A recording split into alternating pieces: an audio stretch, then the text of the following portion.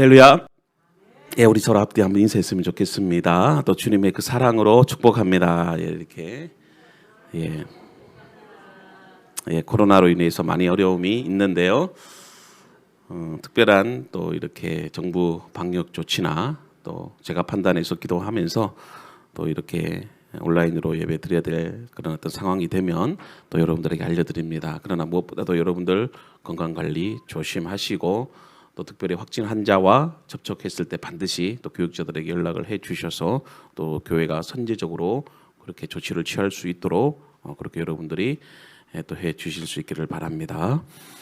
중국 고사 성어에 보면 간담상조라는 말이 있습니다. 이것은 서로 간과 쓸개를 내보인다는 뜻으로 상호간에 그런 어떤 감추고 꾸미는 것이 없이 진심을 터놓고 사귀는 것을 말하기도 합니다.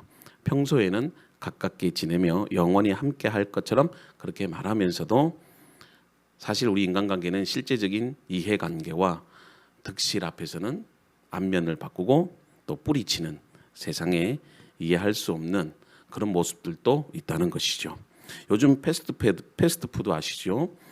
패스트푸드가 비만 등 건강에 해롭다는 그런 여론들이 많이 일어나고 있었습니다.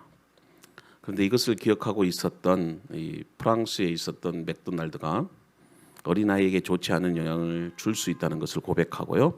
정직하게 이런 광고 문구를 냈습니다. 어린아이는 일주일에 한 번만 오세요. 그 캠페인을 전개했습니다. 그런데 그 결과가 프랑스 맥도날드의 매출이 오히려 늘어났어요. 그리고 소비자의 신뢰도가 향상되었다고 합니다. 그 이유는 바로 제품의 그런 어떤 결점을 정직하게 인정하고 소비자의 입장에서 진정한 캠페인을 통해서 진심으로 소비자의 건강을 생각하는 그런 기업의 이미지가 구축이 되었어요. 그렇기 때문에 이왕 먹을 거면 다른 햄버거를 먹지 말고 국민의 건강을 생각하는 맥도날드를 먹자. 그런 공감대가 소비자들 사이에서 형성이 되었다고 합니다. 여러분, 눈앞의 이익을 위해서 소비자를 속이는 것보다 사실을 인정하고 진실되게 정직한 그 마케팅이 오히려 소비자에게 신뢰를 형성하게 되었다는 것이에요. 이것은 오늘날 그리스도인들에게도 아주 중요한 메시지를 줍니다. 여러분, 그리스도인들은요, 신앙이나 삶에 있어서 정직해야 됩니다. 그리고 정직하지 못하다는 그 사실을 인정하고 회개할 수 있어야 됩니다. 성경은 죄를 짓는 것보다 더 하나님의 마음을 아프시게 하는 것이 바로 정직하지 못한 거짓임을 가르쳐주고 있습니다. 오늘날 한국 교회와 그리스도인들이 신뢰도가 땅에 떨어졌다고 하는데 그 말이 어떤 의미인 줄 아십니까? 세상 사람들은 그리스도인들은 입만 살았다고 합니다. 말은 잘하는데 그 말대로 살아가지 않는다는 거예요. 그 중에 대표적인 하나가 너무나도 그리스도인들이 정직하지 못하다는 것입니다. 그 이유는 뭘까요? 사실 사람들의 생각 속에는 정직하면 나만 손해본다는 느낌을 가질 수가 있어요. 그래서 장사를 하다 보면 조금 속여서 이윤을 남겨야 되고 또 세금을 낼 때도 이왕이면 좀 거짓으로 신고해서 좀 세금을 낮춰보려고 하고 그리고 임금을 주더라도 어떻게 해서든지 임금을 깎으려고 하고 정직하게 살면 나만 손해본다는 그런 느낌들이 많이 가지고 있어요. 적당히 살고 세상과 타협하고 때로는 또 거짓말도 하고 또 남을 좀 속이고 그렇게 살아가는 것이 오늘날 사람들에게 있어서 자연스러운 삶의 일부가 되었습니다. 그럼에도 불구하고 사람들이 그런 어떤 죄를 지으면서도 하나님 앞에서 죄책감을 느끼지 못해요. 남들도 다 하는데 나도 좀 속이면 어때? 거짓말도 괜찮아. 그러면서 스스로 하얀 거짓말. 그렇게 스스로를 생각하고 있는 거죠. 더 무서운 생각은 뭡니까? 그런 죄를 지으면서도 자기의 구원에 대한 전혀 의심을 갖지 않는다는 거죠. 내가 이렇게 사는데도 그래 하나님은 뭐 다 용서해 주시니까 나는 천국 갈 거야. 오히려 그렇게 살면서 손해보지 않고 남보다 앞서 나가고 높은 지위를 유지하기 위해서 적당하게 남도 좀 속이고 세상과 타협하며 살아가는 것. 그것을 그다지 나쁜 죄라고 생각하지 않는다는 데 있지요. 남들 다 그렇게 사는데 나도 그렇게 살면 어때? 그러나 여러분, 교회나 그리스도인들의 신앙과 삶에 있어서 우리는 그렇게 살면 안 됩니다. 그런 현상들이 이제는 죄로 느껴져야 돼요. 부끄럽게 느껴야 된다는 것입니다. 그러나 교회 안에서도 우리의 삶에서도 자연스러운 하나의 관행처럼 그렇게 행하고 있어요. 길을 가면서도 침을 뱉어도 쓰레기를 버려도 우리 교회 주변에도 보면 사람들이 담배를 피거든요. 버스 정류관인데 버스에서는 이제 공공장소이기 때문에 담배를 못 펴요. 그러니까 주로 담배를 피우는 장소가 교회 주변입니다. 그랬으면 담배를 피면은 괜찮죠. 그런데 그 폈으면 그거를 쓰레기통에 버리면 되죠. 근데 가래를 뱉고 교회 아침에 이렇게 이제 출근하다 보면요, 담배 꽁초가 지난 밤에 수룩히 쌓여가지고요, 거기다가 가래침까지 뱉고 그러면 아침에 막 너무 이렇게 마음이 안 좋아요. 근데 사람들이 그렇게 해도 죄책감을 못 느낀다는 거죠. 나만 편하면 된다는 겁니다. 나의 편함을 위해서 남의 불편을 생각하지 않아요. 근데 그것을 마치 자연스럽게 이렇게 흘러가고 있는 거죠. 그래도 우리는 지금은 많이 이렇게 국민의 의식이 이렇게 성숙되어서 참 좋죠. 옛날에는 버스 안에서도 담배를 피고 엘리베이터 안에서도 담배를 피고.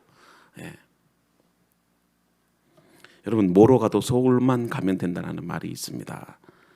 이것은 무슨 말일까요? 아무런 거리낌 없이 내 목적만 이루면 된다. 아니면 말고. 여러분, 그렇잖아요. 교회 안에서도 마찬가지죠. 확인되지 않는 근거 없는 말들을 가지고 너무나도 그 사람을 평가하는 경우들이 너무 많아요. 이게 어떤 정치인들이 하는 게 아니고 우리 가정에서 일어나는 것이 아니고 교회 안에서 일어나는 일들이에요. 특별히 교회 안에서 왜 많은 시험거리가 생기는 줄 알아요? 루머 때문에 그래요. 카더라 통신. 카더라 통신. 자기는 직접적으로 듣지 않았어요. 듣지 않은 말은 하지 마세요. 괜히 남한테 들은 말을 가지고 그랬다 카더라. 그러면서 비난하고 욕하고, 그로 인해서 남에게 상처를 주고 아픔을 주는 일들이 너무나도 많다는 겁니다. 교회와 성도의 신뢰도가 지금 개신교가 최고 밑바닥이에요. 그 중에 가장 큰 이유가 뭔지 압니까? 그리스도인들이 정직하지 못하다는 거예요. 여러분, 하나님 나라는 믿음과 정직을 통해서 세워지는 나라입니다. 기업이 신용이 떨어지면 그 기업은 망합니다. 그렇기에 신뢰도가 아주 중요해요. 제가 유학 생활을 할 때도요, 이민자들의 삶 가운데 미국에서는 가장 중요한 것이 있는데 그게 크레딧이에요. 크레딧이 낮으면 집도 못 구하고 차도 못 사요. 저도 유학생이니까 미국에 크레딧이 없잖아요. 유학생이 무슨 크레딧을 쌓을 일이 있습니까? 그러니까 학교 기숙사에서 한 3년 동안 살다가 이제 나와야 되는데, 졸업하고 나서 집을 구하려고 하는데 크레딧이 없으니까 집을 안 구해지는 거예요. 그렇다고 해서 내가 신용불량자도 아니에요. 미국에서 생활을 하지 않았기 때문에 이 크레딧이 없어서 집 주인이 집을 빌려주지 않는 거죠. 얼마나 힘들었는지 몰라요. 그러니까 그거 가지고 하나님 앞에 기도했는데 또 하나님이 또 역사하셔서 또 이렇게 좋은 집 주인을 만나서 또 크레딧이 없는데 제 신원 보증을 교회 장로님이 해주셨어요. 그래서 내가 교회 목사인데 제가 유학생활을 와서 크레딧이 없다. 그러니 집 좀 빌려달라. 제 말에 의심이 가면 우리 교회 장로님 전화번호 줄 테니까 한번 전화해봐라. 그래서 집주인이 장로님한테 전화를 해서 이분이 진짜 목사님 맞느냐, 이 교회에 근무하느냐, 이 사람은 어떤 분이냐. 그러니까 제가 집을 빌릴 수 있었죠. 차도 마찬가지예요. 크레딧이 없으면 할부금이 비싸요. 보통 사람들의 2배. 많은 돈을 지불해야 돼요. 여러분, 선진국과 문명이 발달된 나라에 왜 성도는 믿음으로 산다 저게 나오죠? 성민아, 선진국과 성도는 믿음으로 살아야 됩니다. 아멘. 선진국과 문명이 발달된 나라의 특징이 뭔지 아십니까? 그건 신용이에요. 제가 중국에 선교사로 있으면서도 저희 아내가 한번 아파서 병원 입원했는데, 중국의 병원 입원은요, 선납금을 지불하지 않으면 입원 못합니다. 예를 들어서 병원비가 1,000만 원 나왔다. 그럼 1,000만 원 입금해야 돼요. 진짜예요. 저도 깜짝 놀랐어요. 돈이 없는데 그래서 긴급하게 돈을 모아가지고 그때 한국 돈으로 한 10만 원인가 20만 원인가 미리 입금을 해놓고 병원을 입원하는 거예요. 제가 깜짝 놀랐어요. 왜냐하면 도망치는 사람이 워낙 많으니까 병원이 돈을 떼인다는 거죠. 그래서 미리 돈을 선납을 해놔야 돼요. 이게 선진국하고 후진국의 차이점이에요. 선진국은 믿어요. 사회의 발전은 신용의 가치에 따라 평가됩니다. 네가 정직한 사람인지 거짓 사람인지 보겠다는 거겠죠. 여러분, 그리스도인들이 된다는 게 무엇을 말하는 줄 아십니까? 내가 하나님 앞에서 그리고 이 세상 속에서 어떤 신용을 가지느냐, 그 기준을 가지고 평가합니다. 그런데 정직해야 할 교회와 그리스도인들의 크레딧 점수가 바닥이에요. 이제 세상이 교회가 말을 하면, 옛날에는 그래도 목사님이라고 하면 음식점을 가든 커피숍을 가든 뭔가 하면 이렇게 좀 더 주고, 아이고 목사님이십니까? 그러면서 인정을 해줬는데 요즘 그런 거 전혀 없어요. 오히려 세상 사람들보다 더 믿음과 신뢰를 주지 못해요. 교회가 뭔가를 하려고 하면 세상 사람들이 길을 쓰고 막아요. 만약에 교회가 뭐 건축을 한다, 뭐 이렇게 한다 그러면요, 동네 사람들이 그렇게 좋아하지 않아요. 너희들이나 잘해라, 그렇게 조롱어린 눈초리로 바라본다는 것이에요. 선진국들은요, 정직과 신용을 바탕으로 살아가요. 그래서 정직과 신용이라는 한 나라뿐만이 아니라 한 개인을 평가하는 그런 기준이 된다는 것입니다. 요즘 정치인들이나 공직자들의 형태를 보십시오. 이제 대통령 선거가 3월 달 초에 있게 되는데 한 달밖에 남지 않았어요. 저는 그분들을 비난하고 싶지는 않지만 요즘 이제 정치인들이 교회로 오기 시작해요. 네, 표를 얻기 위해서잖아요. 그러면 그래, 예수 믿겠다고 결심해서 나왔다는데 누가 뭐라고 하겠습니까? 그러면 대통령 당선되고 나서도 교회에 나와야 될 거 아니에요.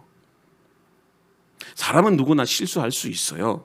죄를 지을 수 있습니다. 정치인들도 마찬가지예요. 사실 우리가 정치인들에게 뭔가 선을 기대하지는 않아요. 그러나 좀 정직했으면 좋겠다, 이런 바람은 있잖아요. 권력 앞에, 또 돈에 대한 유혹 앞에 사람들이 태어나지는 못해요. 때로는 실수할 수도 있죠. 그랬으면 좀 정직하게 죄송합니다, 용서해 주십시오, 공직을 사퇴하고 그렇게 물러나면 되는 거죠. 근데 요즘 보면은 전부 다 안 했다는 거예요. 명백한 증거를 보여도 인정하지 않아요. 저는 그런 정치인들의 모습을 볼 때 솔직히 말하면 좀 화가 나기도 해요. 마찬가지입니다. 교회도 그리스도인들도 사실 정직 하나만 우리가 잘해도 세상 사람들이 이렇게 비난하지 않았을 거예요. 우리가 왜 물건을 사도, 우리가 어떤 AS를 부탁을 해도 사람과의 관계 속에서 제일 화나는 게 뭐예요? 정직하지 못한 사람들을 만날 때. 분명히 이는 내 경험에 의하면 이건 100원이면 되는데 어떤 사람들은 10,000원을 받아 먹었네. 그러면 마음에 화가 나잖아요.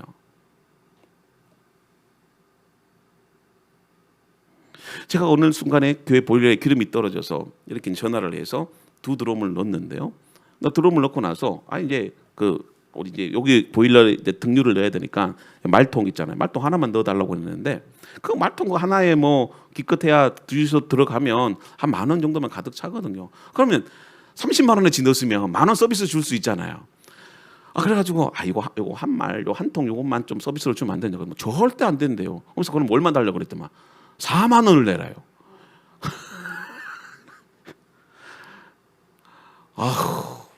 내가 속에 막 열불이 나는데 목사라 화를 내지도 못하겠고, 제가 이거 한두 번 떠보는 것도 아닌데 그 주유소 가면 그 한 통 요거 한 기껏 많이 차면 요즘 기름값이 올라서 뭐 15,000원 정도 해요. 그런데 그거 하나에 4만 원씩 달라고.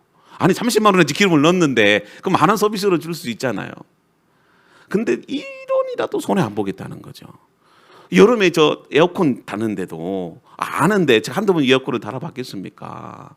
그런데 처음에는 10만 원 달라 그러다가 나중에는 뭐 이렇게 배선, 동선 이렇게 해야 되고 또 에어컨 위치가 좋지 않아서 인건비도 써야 된다 그러면서 10만 원 계약했던 게 나중에는 30만 원 올라가요. 처음에 전화할 때는 계약을 하는 거예요. 10만 원입니다 해놓고 나중에 와서 이것저것 더 붙여가지고 30만 원 받아먹고. 그래서 너무 화가 나서 제가 뭐 화를 낸 적이 한 번 있었어요. 제가 돈이 아까워서 그렇게 하는 게 아니라 30만 원의 가치가 있으면 충분히 낼 수가 있죠. 그런데 눈에 뻔히 속이는 게 보이는데 그게 너무 마음이 안타까운 거예요. 여러분들 시장 같은 데 가도 알잖아요. 이렇게 가정주부들은 이게 좋은 제품인지 좋은 음식인지 그런 걸 다 아는데, 근데 눈에 뻔히 보이는데 속이려고 할 때는 그냥 그 가게 나오잖아요. 마찬가지입니다. 저는 그리스도인들이 가장 먼저 가지고 있어야 할 게 바로 정직이라고 말하고 싶어요. 저도 어릴 적부터 이 정직에 대해서는 결코 저희 부모님들이 타협하지 않았어요. 다른 거는 다 용서해도 거짓말할 때는 제가 엄청나게 혼났어요. 그래서 저도 저희 아이들한테는 단 두 가지를 가르칩니다. 절대 거짓말하지 마라. 그 다음에 어떤 일이 있어도 예배는 잘 드려야 된다. 네. 그 다음에 한 가지 더 하려고요. 이제 11조 생활을 해라. 네. 이제 아이들이 이제 대학을 가게 되고 이제 알바를 하게 되고 이제 경제 생활을 하게 되면 꼭 11조 드려라. 네. 저는 이게 저의 바람이 아니고 하나님께서도 여러분들에게 그렇게 원하신다는 거죠. 그 이유가 뭔지 아세요? 하나님은 정직한 자를 사랑하시는 거예요. 하나님 앞에 정직하면 그 어떤 죄도 다 용서해 주신다는 겁니다. 누구나 실수와 실패를 합니다. 죄를 지어요. 우리는 다 약하고 무능한 사람들입니다. 하나님도 그걸 아세요. 그런데 하나님은 여러분들이 정직하고 믿음이 있으면 하나님은 다 용서해 주시고 은혜를 베푸신다는 것이에요. 저는 그 대표적인 인물이 바로 다윗과 욥이에요. 다윗은 그 정직함이 그로 하여금 위대한 하나님의 사람으로 인정받게 된 결정적인 계기예요. 여러분, 다윗이라고 해서 실수를 안 하겠습니까? 다 실수를 해요. 사무엘하 11장에 보면 바세바 범죄 사건이 나와요. 남의 아내를 왕의 권력으로 빼앗잖아요. 그리고 그 간음의 죄가 드러날까 봐 남편 우리아를 전쟁터에서 죽게 합니다. 우리가 볼 때는 천하의 나쁜 놈이죠. 이 사람은 반드시 사형에 처해야 돼요. 아무도 몰랐어요. 오직 다윗만 압니다. 바세바만 알아요. 근데 하나님은 그 모든 악한 일들을 다 알고 계셨어요. 그리고 나단 선지자를 통해서 그 죄를 지적하십니다. 이런 상황에서 악한 사람은 그 나단을 죽여버렸을 거예요. 싫음만 한다고. 여러분, 사람은 이런 상황에서 자기의 죄가 드러날 때 두 가지 선택을 하잖아요. 자신의 죄를 덮기 위해서 계속된 거짓말을 하는 거, 변명하는 거. 여러분, 부모님들이 자식들 거짓말하는 거 다 알잖아요. 눈빛만 봐도 알지요. 근데 아이들이 거짓말에 거짓말을 더하고 계속해서 거짓말하면 화가 나는 것처럼. 여러분, 다른 이스라엘의 왕이나 유다 왕을 보면 자신의 죄를 지적하는 선지자들을 어떻게 합니까? 그냥 죽여버립니다. 듣기 싫다는 거죠. 결코 자신의 죄를 뉘우치지 않아요. 근데 다윗은 그렇지 않았다는 것입니다. 자신의 죄를 지적하는 나단 선지자의 말을 듣고 하나님 앞에 엎드려 자신의 죄를 고백하는 거죠. 눈물로 회개합니다. 그리고 그 죄값을 받아요. 그럴 때 성경은 다윗을 뭐라고 합니까? 정직한 사람이다. 정직한 사람이다. 다윗이 뭐 잘나고 똑똑해서 하나님이 그를 높여주신 게 아닙니다. 저는 이 다윗의 정직함이 바로 어릴 적부터 아버지 이새로부터 받은 가정교육에서부터 시작되었다고 저는 생각해요. 그래서 여러분들, 가정교육이 중요합니다. 가정교육. 부모가 어떤 가치관을 가지고 자식을 키우느냐에 따라서 그 자식들이 달라집니다. 그래서 저는 아이들에게도 항상 거짓말하면 안 돼. 저는 아이들한테 이렇게 회초리를 들어본 적이 없는데, 사실은 그래도 아이들이 솔직하게 자신의 죄를 용서하고 아빠 잘못했어요, 미안해요, 그러면 저는 다 이렇게 용서를 해줘요. 하나님도 마찬가지입니다. 하나님도 여러분들이 어떤 죄를 지었든지 간에 제발 변명 좀 하지 마세요. 변명. 이러쿵 저러쿵. 하나님 다 알고 계시거든요. 그 죄를 지으면 하나님, 내가 범죄했어요, 내가 실수했어요, 하나님 나에게 또 정직한 영을 주세요. 성령은 정직한 영이에요. 그 고백이 시편 51편에 보면 나오는데요. 9절 10절의 말씀이에요. 자, 읽어봅시다. 시작. 주의 얼굴을 내 죄에서 돌이키시고 내 모든 죄악을 지워주소서. 하나님이여 내 속에 정한 마음을 창조하시고 내 안에 정직한 영을 새롭게 하소서. 이 시편 51편은요 다윗이 밧세바 사건을 통해서 회개하며 지은 시입니다. 나단이 그의 죄를 고백할 때에 그는 어떤 변명도 하지 않았어요. 하나님 앞에서 자신의 죄를 철저하게 회개합니다. 그리고 그 죄에 대해서 거짓을 말하거나 변명하지 않도록 정직한 영을 달라고 기도합니다. 그래서 정직한 영을 통해서 자신을 새롭게 해달라고. 성경은 이러한 다윗의 신실함을 사울의 거짓과 비교해가면서, 왜 하나님께서 사울은 버리셨을까요? 거짓말, 변명이잖아요. 이 다윗을 통해서 하나님의 뜻을 우리에게 가르쳐 주잖아요. 다윗은 정직한 왕이었습니다. 그러므로 하나님이 높여주셨고, 사울은 거짓과 자기 변명으로 하나님께 불순종하는 모습을 보여줍니다.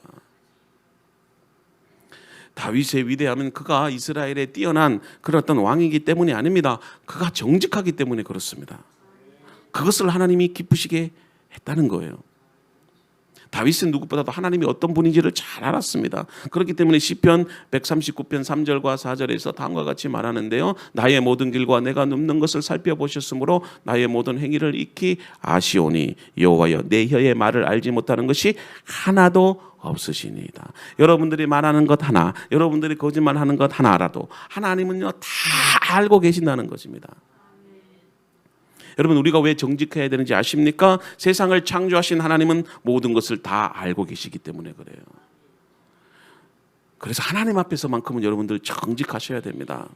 과거나 오늘이나 앞으로 우리 모든 것들을 여러분들 다 아신다는 겁니다. 그래서 우리는 결코 하나님 앞에서 감추어서는 안 됩니다. 하나님 앞에서는 그 어떤 것도 속일 수가 없습니다. 근데 하나님께서 왜 여러분들의 죄를 지적하지 않느냐면요, 여러분들이 스스로 회개하고 하나님 앞에 나와 죄를 고백할 때까지. 여러분들 자식들이 부모의 지갑에서 돈을 훔쳤어요. 오늘 학교 땡땡이 쳤어요. 그리고 학원을 안 갔어요. 그리고 참고서를 사는데 참고서 1,000원이면 되는데 10,000원을 불러가지고 9,000원에 삥땅을 쳤어요. 근데 다 알아요. 그런데도 부모는, 지혜로운 부모는요, 뭐라고 화를 내는 게 아니고 회개할 수 있는 유예 기간을 줍니다. 하루 정도 참아요. 근데 자식이 오늘 부모가 좀 쌩하다, 좀 눈빛이 좀 이상하다, 그러면 내 거짓말을 하는 거 아시는구나. 그래서 저녁에 밥을 먹으면서 엄마, 아빠, 제가 오늘 거짓말했어요. 그러면 여러분들 기뻐요, 슬퍼요, 아니면 이런 새끼 이렇게 나와요? 기쁘지 않아요? 기쁘지 않아요? 엄마, 내가 오늘 거짓말했어요. 용서해 주세요. 그럼 혼내는 게 아니라요, 마음이 기쁘다니까. 하나님의 마음도 그래요. 우리의 죄를 보시는 것이 아니라 우리의 마음, 그 돌이키는 마음을, 그걸 보시고 하나님이 기뻐하신다는 것입니다. 그래서 하나님은 우리가 죄를 고백할 때까지 기다리십니다. 하나님의 마음도 마찬가지입니다. 우리가 어떻게 늘 죄를 짓지 않고 살 수 있나요? 하나님도 그거 다 알고 계십니다. 그리고 우리가 스스로 겸비하여 하나님 앞에 나와 용서를 빌 때까지 기다리신다는 겁니다. 그래서 역대하 7장 14절에 이런 말씀을 하죠. 우리 같이 한번 읽어봅시다. 시작. 내 이름으로 일컫는 내 백성이 그 악한 길에서 떠나 스스로 겸비하여 내 얼굴을 구하면 내가 하늘에서 듣고 그들의 죄를 사하고 그들의 땅을 고칠지니라. 악한 길에서 떠나 스스로 낮추고 강요된 그런 어떤 고백이 아니라 억지로 여러분들 이렇게 하나님 앞에 고백하는 것이 아니라 여러분들 스스로 깨닫고 하나님 앞에 낮추고 기도하고 여러분들의 죄를 고백하면 하나님께서 여러분들을 회복시킨다는 겁니다. 그런데 그것을 인정하지 않고 스스로 죄가 없다고 생각하고 회개하지 않는다면 하나님은 그 거짓에 대해서 징계하셔요. 그 죄값을 반드시 치르신다는 것입니다. 정직이라는 단어는 사전에 보면 거짓이 없는 것 이렇게 정의하고 있어요. 그러나 죄인은 거짓이 없을 수 없습니다. 우리의 삶은 늘 거짓입니다. 그렇기 때문에 성경에서 강조하는 정직은 여러분들이 죄인임을 인정 안 하는 거예요. 하나님 앞에서 솔직해지는 것, 그게 바로 정직입니다. 성령은 바로 우리에게 정직한 영을 줍니다. 그것을 시편 51편 10절에 그렇게 말씀하고 있습니다. 읽어봅시다. 시작. 하나님이여 내 속에 정한 마음을 창조하시고 내 안에 정직한 영을 새롭게 하소서. 아멘. 정한 마음을 창조하는 것, 그것이 바로 정직이에요. 그런데 정직한 영을 달라고 지금 기도하고 있지 않습니까? 다윗이. 성령은 정직한 영입니다. 그러므로 성령을 받고 변화된 사람의 특징은 뭐냐? 입술로 두말하지 않는 것. 죄 안 짓는 것이 아니라 하나님 앞에서 정직한 사람. 자, 두 번째로 우리 욥의 정직함을 봅니다. 욥이 어떤 사람입니까? 그가 하나님 앞에서 의롭다 인정받을 수 있는 것은요, 그가 죄 안 지어서 절대로 아닙니다. 그가 정직한 사람이기 때문에 하나님께서 그를 의롭다라고 인정하신 겁니다. 자, 욥기서 1장 1절입니다. 1장 8절 읽읍시다. 시작. 우스 땅에 욥이라 불리는 사람이 있었는데 그 사람은 온전하고 정직하여 하나님을 경외하며 악에서 떠난 자더라. 여호와께서 사단에게 이르시되 내가 내 종 욥을 유의하여 보았느냐. 그와 같이 온전하고 정직하여 하나님을 경외하며 악에서 떠난 자는 세상에 없느니라. 죄를 지었는데도 의롭다라고 인정하시는 겁니다. 온전하다고 그렇게 말씀하시는 거예요. 악에서 떠난 자라고 하는데 그 이유가 뭔지 아세요? 정직하다는 거예요. 욥은. 다윗과 욥의 공통점은 뭡니까? 그가 하나님으로부터 인정받았어요. 근데 그 중요한 이유가 바로 정직한. 다윗이 밧세바에게 범죄했을 때도 그 자신의 죄를 인정했고 하나님께 용서의 은혜를 구했습니다. 욥은 늘 정직함으로 하나님을 경외하고 악에서 떠났다는 것입니다. 그가 형언할 수 없는 극심한 고난과 아픔 속에서도 하나님 앞에서 뭘 잃어버리지 않았다는 거지요? 정직함을 잃어버리지 않았다는 겁니다. 여러분, 고난과 시련이 있으면 사람은 정직함을 잃어버려요. 변명하게 되고 한마디로 두 마디를 하게 되고.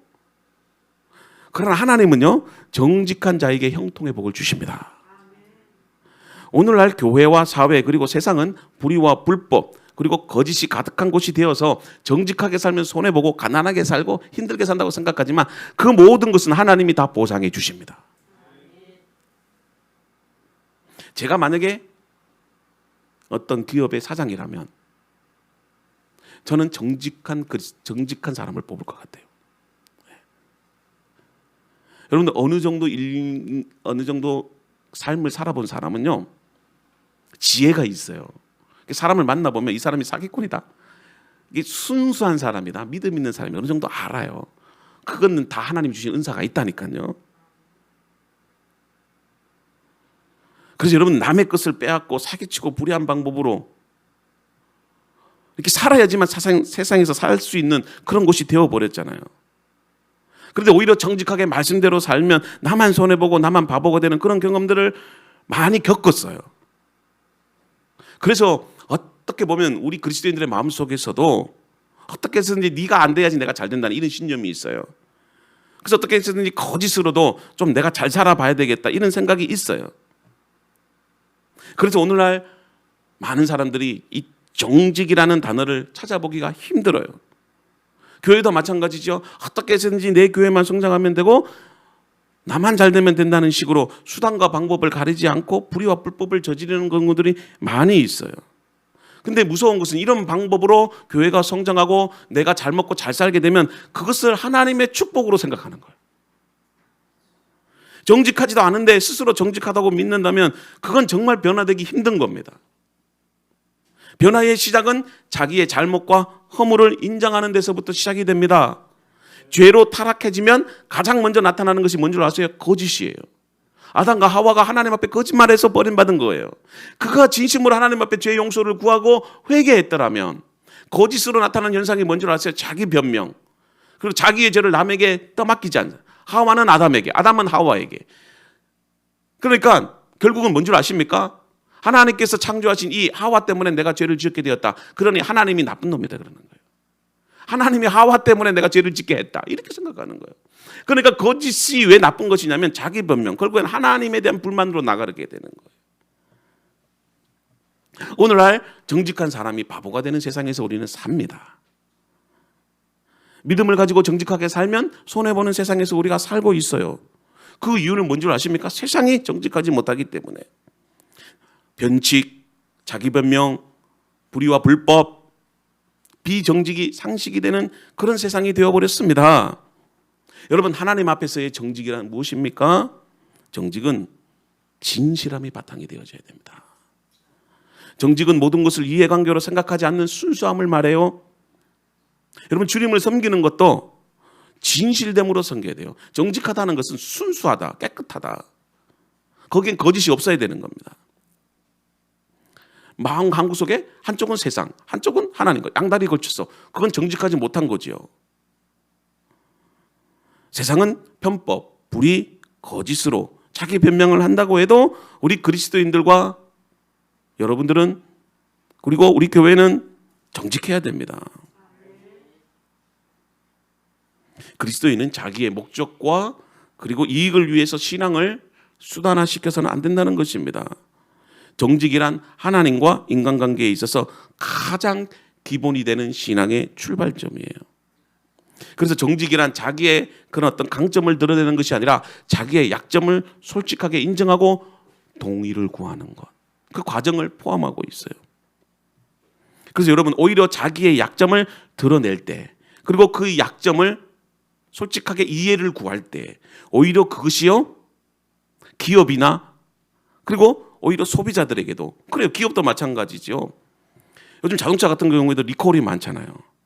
어떤 자동차가 제품을 만들어냈는데 엔진에 결함이 생겼어요. 브레이크에 결함이 생겼어요. 근데 리콜을 조치를 취해서 소비자들에게 이런 결함이 있으니까 자발적으로 치유받았어요. 그럼 신뢰가지 않습니까? 근데 오히려 감춰버리고 엔진에 결함이 있고 그다음에 브레이크에 결함이 있는데도 계속 국민들을 속이고 엔진 급발진이 일어났는데도 우리 회사는 책임 없다 그러면 소비자는 그 기업을 신뢰하지 않아요. 그런데 저는 리콜하는 회사를 더 신뢰합니다.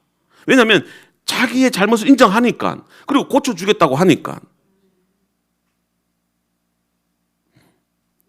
제가 이번에 우리 주희가 대학을 합격해서 오래전부터 약속했던 게 있어요. 휴대폰이 워낙 오래 써가지고 한 4년 5년 쓰니까 카메라도 고장되고 기능도 다 그냥 망가져서, 그래서 이번에 대학 합격하면 휴대폰을 하나 사줄게. 뭘 원하는데 그랬더만 이 녀석이 아이폰 13을 원한대요. 최신 기종. 야, 갤럭시 사면 안 되겠니? 내가 그랬어요. 갤럭시는 절대 안 된대요. 갤럭시는 왜 안 되니? 그랬더만 이건 아저씨 폰이래요. 그리고 아이폰이 있어야지 간지가 난대. 20대는 거의 아이폰을 쓰거든요. 근데 저는 그래요. 아이폰 사실 좋아요. 간지도 나고 디자인도 예쁘고 성능도 좋은데. 근데 AS가 힘들어요. 이게 유리창 하나 이게 액정이 깨지면 10만 원씩 받고, 또 아이폰 같은 거는 충전기도 안 줘요. 그러니까 아이폰을 사고 나서 그 아이폰을 하나 사기 위해 케이스를 사는데요. 어저께 정품 케이스 아이폰에서 나온 걸 보니까 6만 원 달래요. 충전기 하나가 거의 10만 원씩 하고 그래요. 너무 비싸잖아요. 제가 왜 이 얘기를 하느냐면요, 솔직히 자기의 제품의 그런 어떤 결과를 인정하고, 삼성 같은 경우에는 AS를 잘해줘요. 그래서 가까운 데 AS가 있기 때문에 액정이 깨져도 거의 2만 원, 2만 원이면 고치고, 배터리 이거 수리하는데도 정품으로 갈아 끼는데도 3만 원이면 되더라고요. 근데 아이폰은 너무 비싸요, 막. 그래서 제가 이왕이면 갤럭시 사는 게 어떠니 설득을 시켰는데 절대 안 된대요.